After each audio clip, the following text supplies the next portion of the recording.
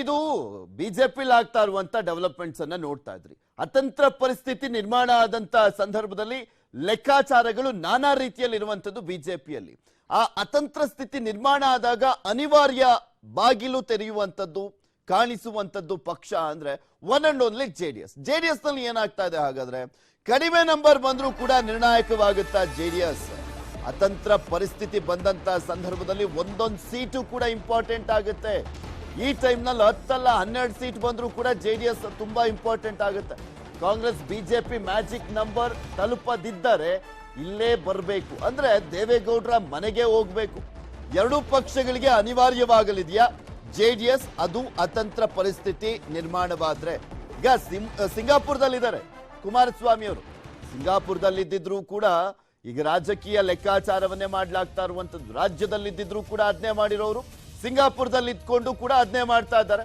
WhatsApp ಕಾಲ್ಗಳ ಮೂಲಕ ಮಾಹಿತಿಯನ್ನ ಸಂಗ್ರಹ ಮಾಡ್ತಾ ಇದ್ದಾರೆ, ಸಲಹೆಯನ್ನ ಪಡ್ಕೊಳ್ತಾ ಇದ್ದಾರೆ. ಅಕಸ್ಮಾತ್ ಅತಂತ್ರವಾದ್ರೆ ಬಿಜೆಪಿ ಜೊತೆ ಹೋಗ್ಬೇಕಾ, ಕಾಂಗ್ರೆಸ್ ಜೊತೆ ಹೋಗ್ಬೇಕಾ?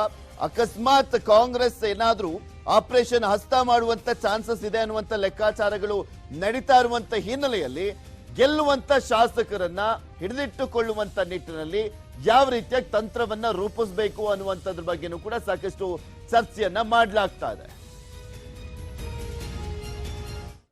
ತುಂಬಾ ಎಕ್ಸೈಟ್ಮೆಂಟ್ ಅಲ್ಲಿ ಇರುವಂತ ಪಕ್ಷ ರಾಜ್ಯದಲ್ಲಿ ಸದ್ಯಕ್ಕೆ ಅಂದ್ರೆ ಅದು ಕಾಂಗ್ರೆಸ್. ಬಿಕಾಸ್ ಅವರು ತುಂಬಾ ಹೋಪ್ಸ್ ನಲ್ಲಿ ಇದ್ದಾರೆ.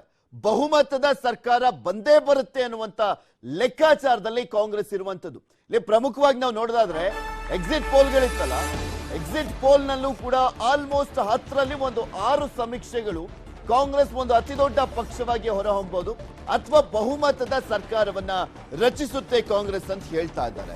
ಸೊ ಹೀಗಾಗಿ ಎಕ್ಸಿಟ್ ಪೋಲ್ ನ ಎಕ್ಸೈಟ್ಮೆಂಟ್ ನಲ್ಲಿ ಕಾಂಗ್ರೆಸ್ ಇದೆ. ಭಾರಿ ಉತ್ಸಾಹ ಕಂಡು ಬರ್ತಾ ಇರುವಂತದ್ದು.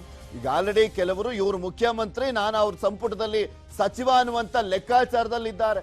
ಹೊಸ ಬಟ್ಟೆ ಎಲ್ಲ ರೆಡಿ ಮಾಡಿಸ್ಕೊಳ್ತಾ ಇದ್ದಾರೆ ಕಾಂಗ್ರೆಸ್ ನಾಯಕರು ಅನ್ನುವಂಥದ್ರ ಬಗ್ಗೆನೂ ಕೂಡ ಮಾಹಿತಿ ಇದೆ. ಸರ್ಕಾರ ರಚನೆಗೆ ರಾಜ್ಯದ ನಾಯಕರು, ಕೇಂದ್ರದ ನಾಯಕರು ಕೂಡ ನಾನಾ ರೀತಿಯಾದಂತ ಕಸರತ್ತನ್ನ ಮಾಡ್ತಾ ಇದ್ದಾರೆ. ಇಂದು ಕೂಡ ಮುಂದುವರಿತಾ ಇದೆ ನಾಯಕರ ರಹಸ್ಯ ಸಭೆಗಳು. ಅದರ ಜೊತೆಗೆ ಅತಂತ್ರ ನಿರ್ಮಾಣ ಆಗ್ಬಿಟ್ರೆ ಏನ್ ಮಾಡೋದು? ದೇವೇಗೌಡರನ್ನ, ಕುಮಾರಸ್ವಾಮಿ ಅವ್ರನ್ನ ಯಾರು ಅಪ್ರೋಚ್ ಮಾಡಬೇಕು, ಯಾರ ಮುಖಾಂತರ ನಾವು ದೇವೇಗೌಡರ ಮತ್ತೆ ಕುಮಾರಸ್ವಾಮಿ ಅವರ ಬೆಂಬಲವನ್ನ ಪಡ್ಕೊಂಡು ಸರ್ಕಾರವನ್ನ ರಚಿಸಬೇಕು?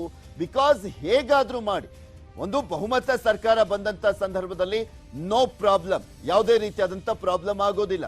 ಆದ್ರೆ ಅತಂತ್ರ ಸ್ಥಿತಿ ನಿರ್ಮಾಣ ಆದಂತ ಟೈಮ್ ನಲ್ಲಿ ಯಾವುದೇ ಕಾರಣಕ್ಕೂ ಬಿಜೆಪಿ ಮಾತ್ರ ಸರ್ಕಾರವನ್ನ ರಚನೆ ಮಾಡಲಿಕ್ಕೆ ಬಿಡ್ಲೇಬಾರದು ಅನ್ನುವಂತ ನಿಟ್ಟಿನಲ್ಲಿ ಕಾಂಗ್ರೆಸ್ ನಾನಾ ರೀತಿಯಾದಂತಹ ಒಂದು ರಣತಂತ್ರವನ್ನ ಏಣಿತಾ ಇದೆ, ಮಾಸ್ಟರ್ ಪ್ಲಾನ್ ಗಳನ್ನ ಮಾಡ್ಕೊಳ್ತಾ ಇದೆ.